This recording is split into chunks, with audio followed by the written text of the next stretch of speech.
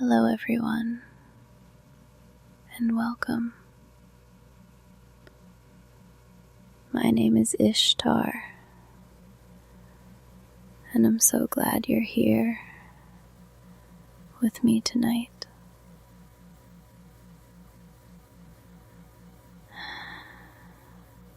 I hope you'll enjoy this video.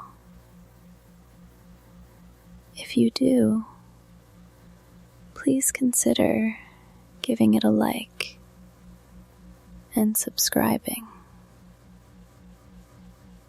It really helps me keep creating these quiet moments for you. Now, get comfortable. Close your eyes if you want. Tonight, we're going to explore something I truly love: chess tactics.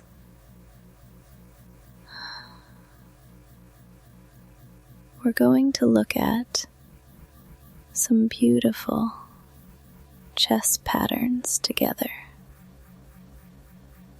Pins and forks, tactical combinations that have decided famous games. Today's focus is on pins and forks, two of the most fundamental tactical patterns in chess. These patterns appear in games at every level, from beginner to grandmaster. Understanding them deeply will transform how you see the board. Let's start with the concept of a pin. A pin occurs when a piece cannot move without exposing a more valuable piece behind it. The pinned piece is essentially frozen in place. It looks like it's defending something, but in reality, it can't actually capture anything, because moving would be even worse. Imagine a white bishop on g5 pinning a black knight on f6 against the black king on g8. That knight looks like it's protecting something.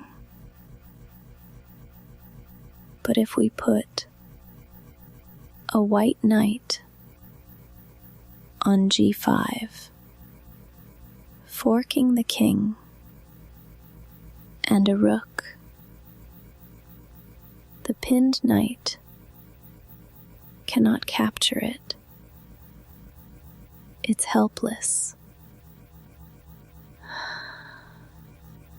This brings us to our first famous example.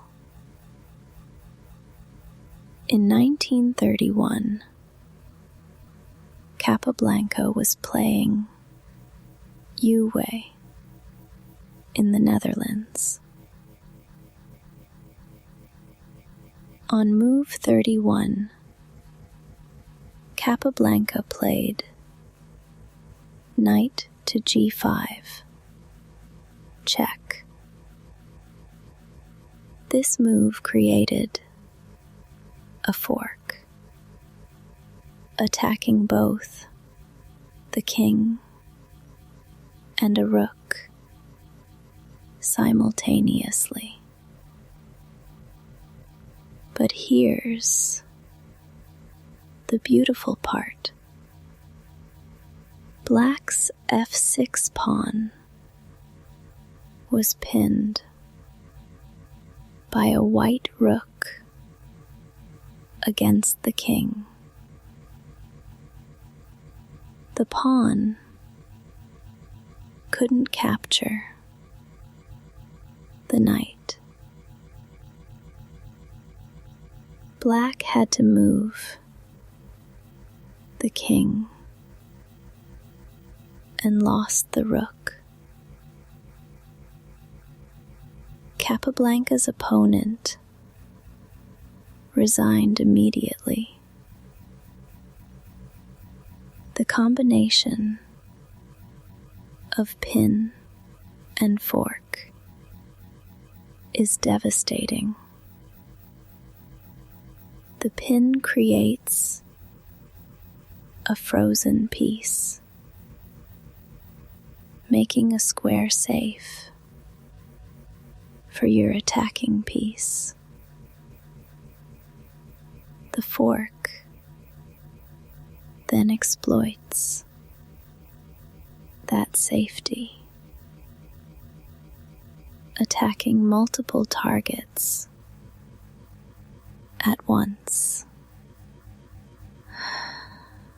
Let's look at another example.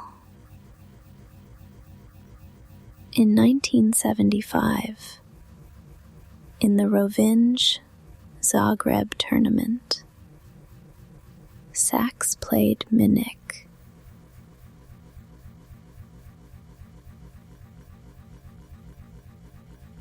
On move 24, Sachs played knight to f6, check. Another fork, attacking king and queen. But Black's e-pawn was pinned by White's queen. The pawn couldn't capture the forking knight, facing the loss. Now let's talk about preparatory sacrifices. Sometimes you need to create the conditions for a tactical blow. You invest material to set up a winning combination. In 1988, at the Reykjavik World Cup, Portish was playing Korchnoi. On move 22, Korchnoi sacrificed his queen, taking a pawn on d5. This looked insane. But on the next move, after White recaptured, Korchnoi played knight to d2, check, a fork on the king and queen. And here's the key. White's bishop was pinned and couldn't capture the knight. Black 1, White's Queen, for a night. That material advantage was decisive. Korchnoi converted it to victory on move 72. The sequence matters. Remove the defender first, then execute the tactic. Sacrifice, then fork. Each move sets up the next. Let me tell you about the most famous example of combined tactics I know. Paul Morphy's opera game, played in 1858 at the Paris Opera House. Morphy played alone against two opponents, the Duke of Brunswick and Count Isouard. The game lasted only 17 moves. Here's what makes it beautiful. Morphy prioritized development over material. By move 9, all of Morphy's pieces were developed and coordinated. His opponent's pieces were still at home, uncastled, uncoordinated. On move 11, Morphy sacrificed his knight.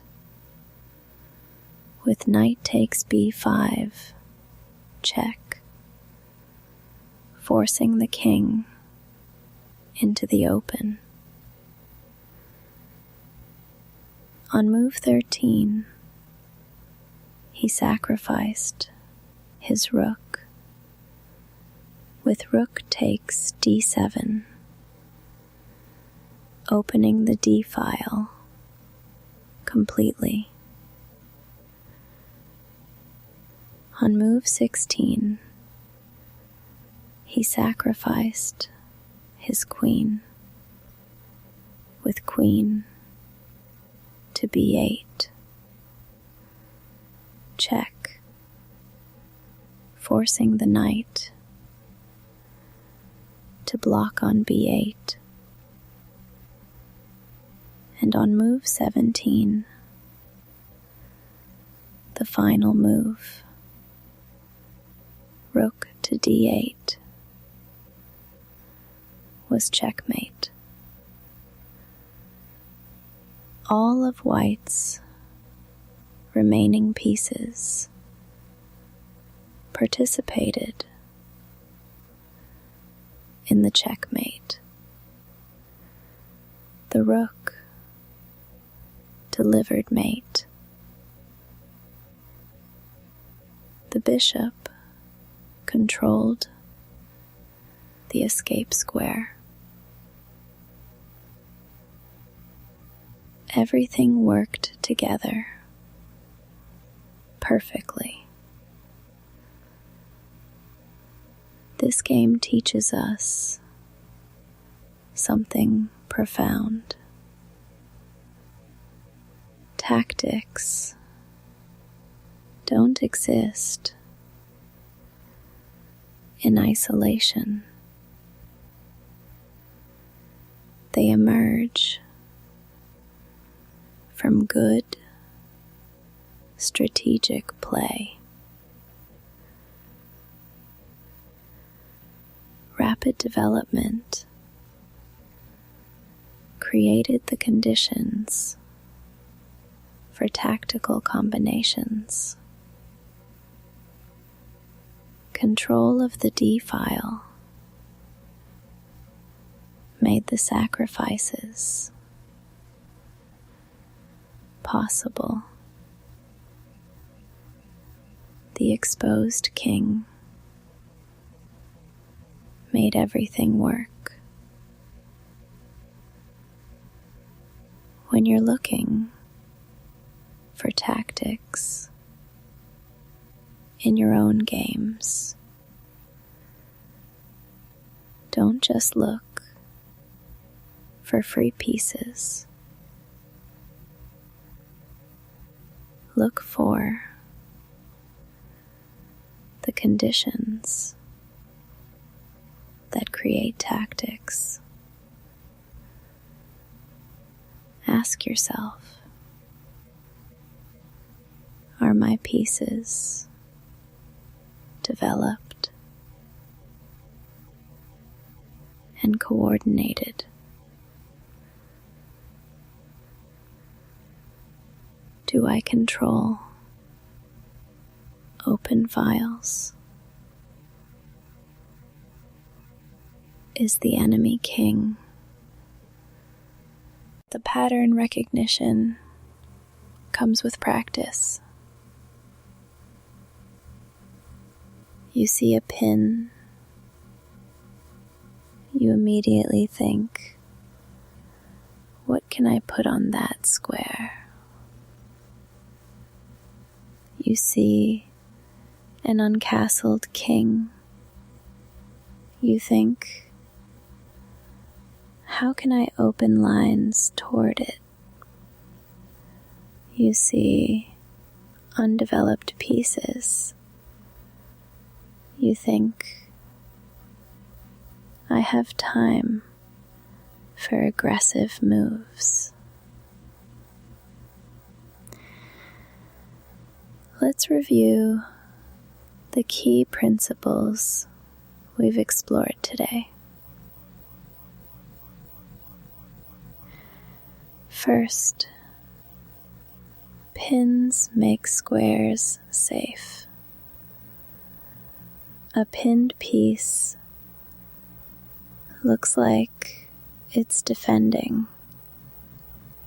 but it can't actually capture. Treat those squares as undefended.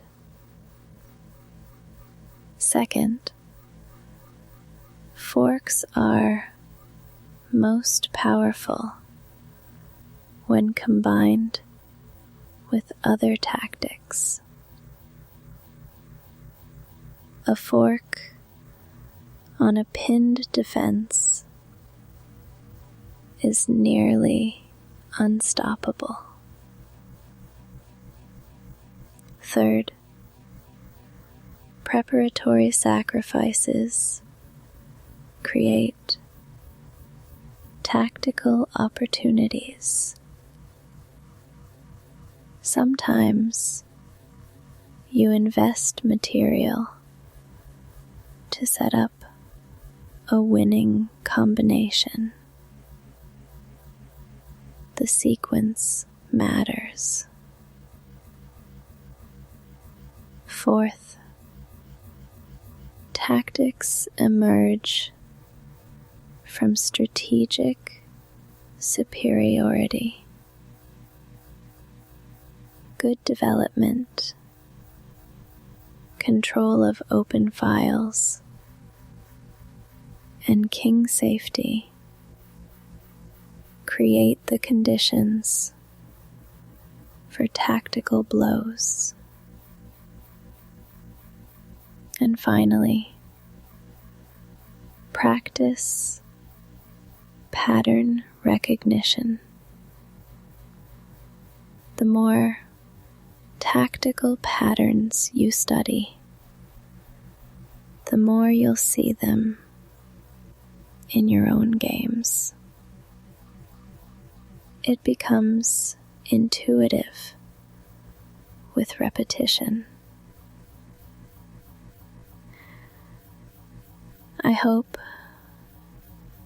you found this exploration of pins, forks, and tactical combinations relaxing and informative. These patterns are everywhere in chess, waiting to be discovered. Thank you so much for spending this time with me. Thank you for listening all the way to the end. If you enjoyed this video, please remember to like and subscribe. It truly means the world to me. Until next time, sleep well, dream of beautiful chess patterns, and take care of yourself. Good night.